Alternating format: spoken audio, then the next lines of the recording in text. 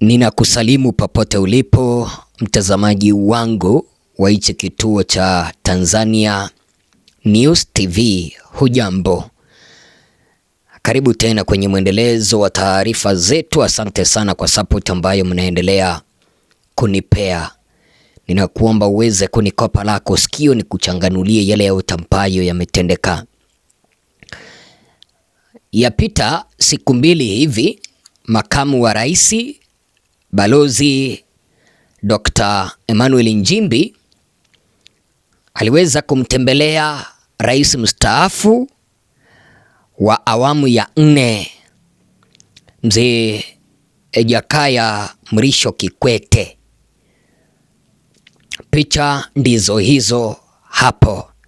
Sasa kama ilivyo kawaida, mtazamaji wetu na mtazamaji wangu, kazi yetu ni kuchanganua na kuweza kuangalia kwa undani ni kipi ambacho kiliweza kutendeka hapa ili uweze kukielewa, kwa sababu haukuweza kukosea kwa kujiunga kwenye ukumbi huu. Papa hapa ndipo tunachanganua maswala yote, unayaelewa kwa urahisi. Kabla ya hapo, naomba tuweze kupitia ukurasa wa afisi ya makamu wa rais siku mbili ambazo zimepita. Balozi Nchimbi aliweza kumtembelea Kikwete na wakaandika hivi: makamu wa rais wa Jamhuri ya Muungano wa Tanzania Mheshimiwa Balozi Dr. Emmanuel Nchimbi amemtembelea na kumjulia hali rais mstaafu wa awamu ya 4 wa Jamhuri ya Muungano wa Tanzania Mheshimiwa Dr. Jakaya Mrisho Kikwete katika makazi yake Kawe jijini Dar es Salaam siku hiyo ya tarehe 10 Agosti mwaka 2026. Japo nimechelewa kuleta matukio haya kwa sababu ya kazi ambazo zimeweza kunibana. Sasa tunataka kuweza kuchanganua tuone ni lipi ambalo liliweza kuzungumziwa hapa, mtazamaji wangu. Ukiweza kuangalia picha hizo, viongozi hawa walikuwa wamekwisha zungumza. Sasa mtazamaji wangu, mkutano huu kati ya Nchimbi na Kikwete haukukuja kisadifa. Hapana, mkutano huu mtazamaji wangu umeweza kutendeka kipindi ambapo pamekuwepo na madai kwamba Nchimbi amekuwa akishinikizwa kwamba aweze kusalimu amri na ajiuzulu kutoka madarakani. Namba moja, jambo ambalo lilienda kuzungumziwa hapa ni kuhusu kujiuzulu kwake Dr. Nchimbi kama makamu wa rais. Nimekuwa nikielezwa kwamba uhusiano kati ya Nchimbi naye Samia uliweza kudorora, mtazamaji wangu, kitambo sana. Sasa pamekuwepo na shinikizo kwake Nchimbi aweze kujiuzulu. Kwa nini, mtazamaji wangu, pamekuwepo na shinikizo kwamba Nchimbi aweze kujiuzulu? Ni kwa sababu ya kufuatia kuibuka kwa madai ya kutoelewana kati yake Nchimbi pamoja naye Samia. Vile wanasema kwamba Nchimbi anachonganisha chama chake na wananchi, chama chake cha CCM, kwamba anazungumza hotuba ambazo zinaonekana kwamba zinakosanisha CCM na wananchi. Vile wakasema kwamba Nchimbi anatoa kauli zinazozusha taharuki kwa jamii na kuondosha umoja wa serikali. Sasa mtu wa karibu na Nchimbi aliweza kusema kwamba huyu bwana amekuwa katika shinikizo kubwa la kumtaka aweze kujiuzulu, lakini Nchimbi amekataa kuachia ngazi. Amesema hana kosa na hajatenda kosa lolote litakalomfanya yeye kufanya uamuzi huo wa kujiuzulu. Sasa Nchimbi yeye mwenyewe alisema kwamba hawezi akajiuzulu. Mnakumbuka kuna kikao cha viongozi wa wajumbe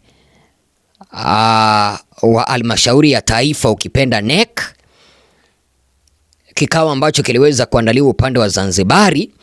Pale ndani, mtazamaji wangu, Paul Makonda aliweza kupendekeza kwamba Nchimbi aweze kujiuzulu na apewe nidhamu kwa kile ambacho anasema kwamba kauli ambazo anazitoa kama vile kuweza kuambia wananchi wapiganie kupata katiba mpya, zile kauli zinafanya serikali ya Samia kuweza kugawanyika. Sasa hapa mtazamaji wangu, tunaelewa wajumbe wa NEC wa CCM walikutana wakapitisha kwamba Nchimbi aweze kujiuzulu na apewe adhabu. Ninashuku kwamba Jakaya Mrisho Kikwete alimuita kuzungumzia iwapo atajiuzulu au la. Upende usipende, na Nchimbi ameshikilia msimamo, hawezi akajiuzulu. Namba 2, kila ambacho waliweza kuzungumzia hapa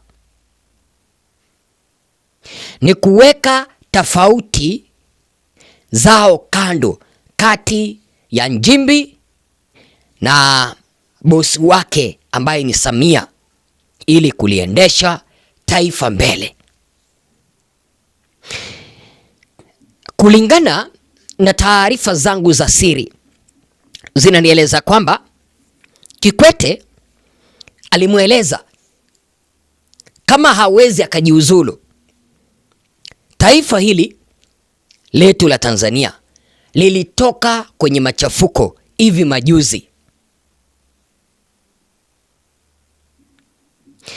Haitakuwa bora serikali hii ambayo haijaweza kumaliza hata mwaka kuonekana ikiwa imegawanyika hadharani. Kiongozi huyu anazungumza kauli tofauti na serikali inazungumza kauli tofauti. Kwa hivyo mzee huyu Kikwete ambaye inasemekana kwamba ni mshauri wake Samia namba 1, alijaribu kuwaleta hawa viongozi pamoja, Samia na Nchimbi, ili kuzika tofauti zao kando, kwa sababu akina Paul Makonda, akina Mwigulu Nchemba wanataka Nchimbi aweze kung'atuliwa kutoka madarakani. Kwa nini? Wanaona kwamba Nchimbi ataenda kukaa kikwazo katika uchaguzi wa mwaka 2030. Sasa wanaona kwamba Nchimbi atakuwa ameweza kuzuia njia yao wao kukuwa marais. Ndio unaona wanamtenga. Na mimi sitetei yoyote, ila ni kulingana na taarifa ambazo nimezipata kwamba mzee Kikwete yeye kama rais mstaafu mwenye ambaye vile vile ni mshauri wa Samia,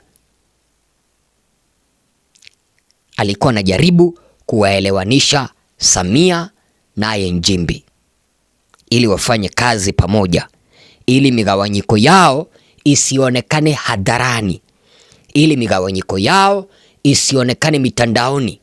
Kwa kila ambacho mzee Kikwete anasema kwamba migawanyiko yao ikionekana mitandaoni, wale ambao wanakosoa serikali eti kwamba wanapata kitu cha kupigia serikali vita. Kwa lugha ya Kimombo wanasema kwamba building the bridges, yani kuelewanisha Nchimbi pamoja naye Samia. Kidesturi, rais ambaye amestaafu sio yeye anatembelea wale viongozi ambao wako madarakani, la asha. Wale viongozi ambao wako madarakani ndio wanapaswa kumtembelea, kwa sababu sasa yeye ni mzee, yeye ni mtu mkubwa, anaenda kujuliwa hali nyumbani.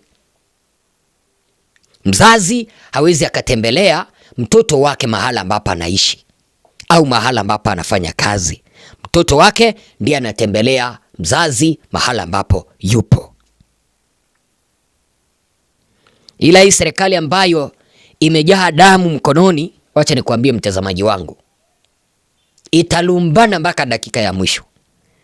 Hii serikali iliweza kumwaga damu ya vijana wa taifa ili mradi tu wasalie madarakani. Wacha niwaeleze hivi, niamini. Hiyo damu ambayo waliweza kumwaga mwaka jana kipindi cha uchaguzi katika taifa letu la Tanzania haiwezi kalala vema. So unaona Kikwete anajaribu kulainisha uhusiano kati ya Samia na Nchimbi, lakini tena haitaweza kupita miezi 2-3 kuanzia sasa hivi tena kabla hujaweza kusikia kwamba tena wamekosana. Watch this space. Mungu akubariki. Endelea kusubscribe. Asante sana.